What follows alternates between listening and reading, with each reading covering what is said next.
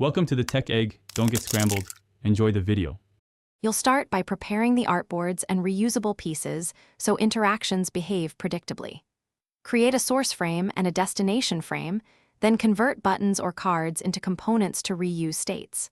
Once done, organize layers and apply auto layout to maintain spacing during transitions.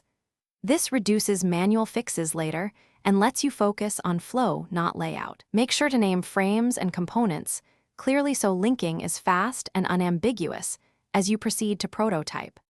You now wire up interactions. Select the component instance or frame element, open the prototype tab, and drag the connector to the target frame.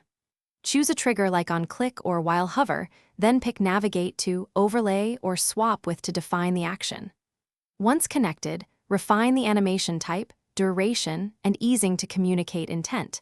This makes transitions feel natural. Make sure to test multiple triggers and variants so interactions match user expectations and prevent surprising behavior. You finish by testing the prototype end-to-end in presentation mode and clicking through all paths.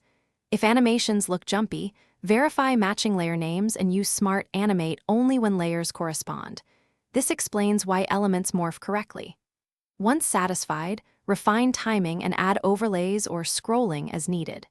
If something breaks, inspect the connector, instance overrides, and constraints. Resolving mismatched names or detached components usually fixes most issues quickly. Thanks for watching. Consider subscribing if I helped unscramble your problems.